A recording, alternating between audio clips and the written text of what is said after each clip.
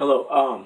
Before I begin, I just want to stress the fact that I've seen a lot of knife disarm videos, and the very idea that you can disarm a person using locks and points is very dangerous.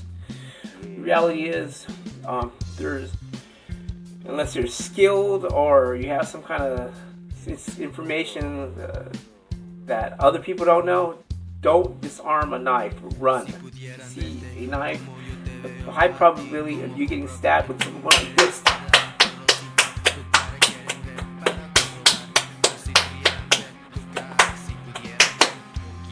is very high. It's very dangerous to try to disarm somebody going at you at that speed. Run. Call the cops. Hide.